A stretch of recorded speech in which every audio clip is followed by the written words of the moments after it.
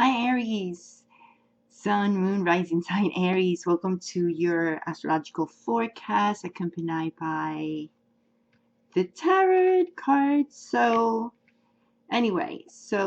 let's start talking about what's going on with you guys this month of January 2020 and what's going on. Well, anyway, every astrologer is talking about, I'm so sorry, 1 second.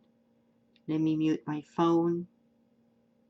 I thought I did, but so this month, every astrologer has been talking about Saturn and Pluto conjunction, and for you, it's going to be in your 10th house of your career and your image in your career. So it is important to talk about this with you, Aries, because that means that a lot of transformations are going to happen in that area of your life. So it is important that you start now working on it, especially in your image, how people sees you at work, how your work environment is, your authority, because that's where Pluto and Saturn are going to work on. They're going to work on how people sees you at work, the authority you have, and it is important that you worry about what you really like the most. What you really like to do and what your talent is something that you really need to focus on. And I see it right here with these cards. You might have really good news. You might have really good news at work too. But you really need to use your creativity, your originality. And this is why you have these two cards. If you really want things to move quickly with this Eight of Fire here, the way you can make that happen is if you put the work in the way people sees you, use your creativity. You might have good news, but you need to use your creativity and your originality when it comes to work matters. Also, Mars, your I would say your planet ruler is going to be in your 9th house. So this is a great help for you because now you're going to be more motivated um, to express your feelings, express your beliefs. It's about beliefs. It's about your knowledge and putting your passion there. And I see you're going to be very much more motivated to travel. And I like these two cards that I see here, the victory card with the Eight of Fire. This means that, hey, this news you're receiving, especially at work, are very good of a victory and recognition. But as I said, again, let me repeat this again. It's important you being original and creative. Very important. And do it in something that you know you're good at. If you work in communication, but work in something in communication that you're good at, then you need to put work on that specific area of communication. Then use that. Whatever you're good at, that is the area that's going to help you to show how good you are, and your image is going to go much better. You need to do a transformation. Maybe you need to learn more stuff. And since you're going to have Mars at the beginning of the month and the entire month, that is going to be in that house of beliefs and house of knowledge, you might need to learn, stuff. And you might feel like you need to learn more stuff, but just do it. Do it. Learn things that you're passionate about. That's what you need to do. Also, this lunar eclipse on your 4th house. So I have to say to some of you that are like thinking about traveling, and some of you are going to be thinking about moving home, and you might be actually traveling for work or moving houses too. And it's important that you pay attention to your spirit too and relax when you need it. Just saying. And your focus card is the Queen of Earth. And what that means, that this month you need to pay more attention to your time and maybe you need to pay a little bit more time to those that are around you and be more sensible. Um, Take always a sensible approach when you talk to people in a way.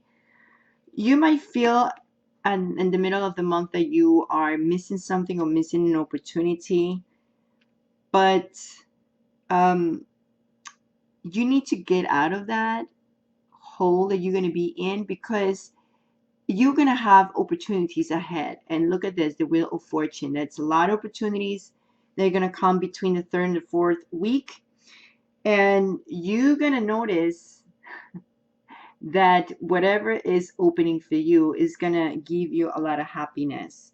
Just make sure that you know that when you feel this way, like you feel like, okay, I'm missing opportunity, I'm feeling discontent, I'm feeling boredom, especially when it comes to your work, you might feel like, I'm done with this work, I'm tired, like I feel like I'm losing all the opportunities and this and that. Like, don't be negative. These are not, watch out your ego. Watch out your ego, Aries. And this is like a type of false entrapment that you're going to be feeling. It's not real, because next to it is the Nine of Water. And that you feel that way, you're going to feel that way. It's like discontent and bored, and feel trapped just because you want something. What is that you want? This is a wishful card. What is it you want? And because you want that, then you feel like if you don't get it exactly the way you want it, so then it's like, oh, it's the end.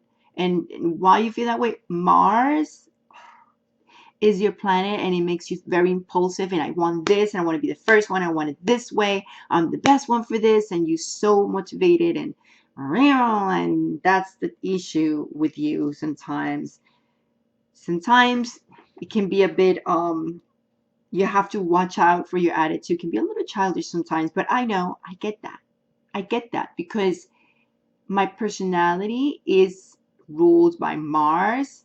I'm not an Aries, I am a Gemini, but Mars, your planet, is in my personality, in my birth chart. So I get like that. Like, I want it and this, and I know how it feel. Sometimes we can get a little childish because I'm putting all the work and I'm not getting it. Like, it's just not fair. Like, I feel like I'm better than others, and that's exactly how you feel, like you're better than others, but you're not getting it. It's like, why is that? So there's a whole transformation in that area of your work. And when it comes to your love life, I think you are more looking for someone who really bring you peace and calm to your life.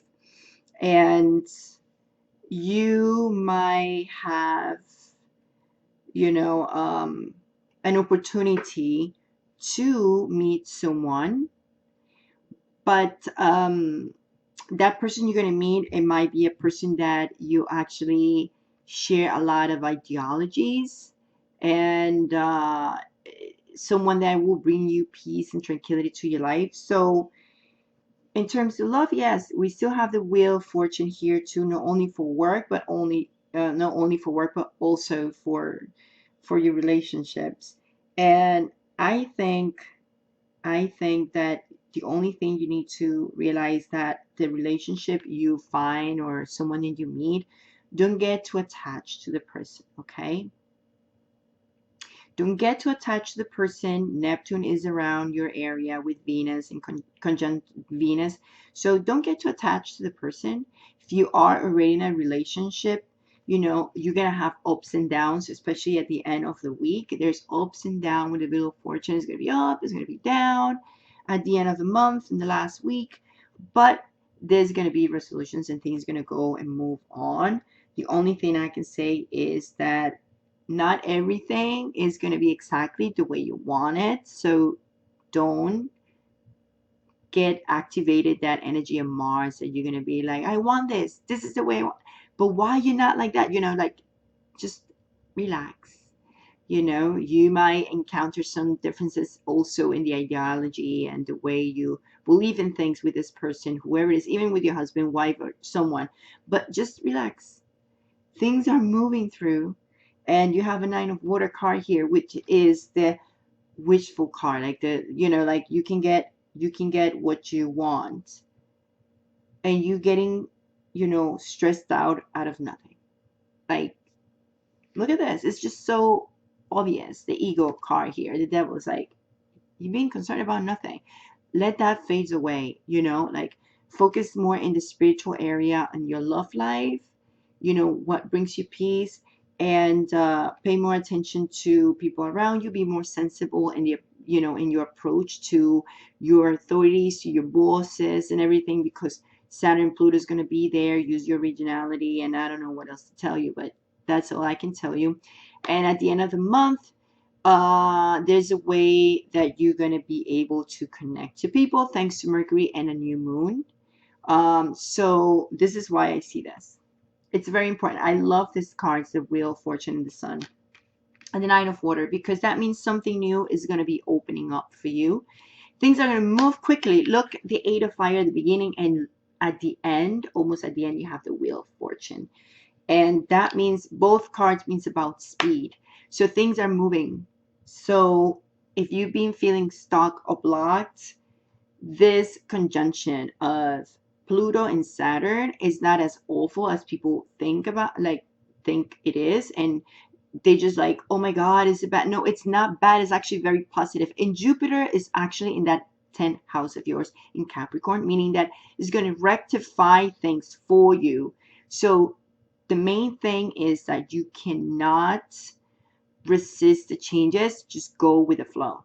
Because if you resist, that's when you're going to feel like it's awful for you. But it's not. If you let things change, if you know, you realize that I need to change the way I think about my job, the way I think about my friendship, the way I connect, that's what you need to start changing and transforming. So you go with the energy. Don't go against it. Okay, they'd be like, well, no, I don't think I need to change anything, or this and that. And then you realize, like, after a while, at the end of the month, you realize, like, wow, things are not going as well as I thought, because you're resisting the changes. So don't do that.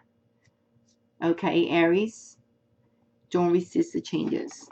You are a queen of earth this month.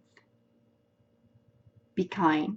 You're going to have your challenges and ups and downs, but it's going to be pretty good. Okay.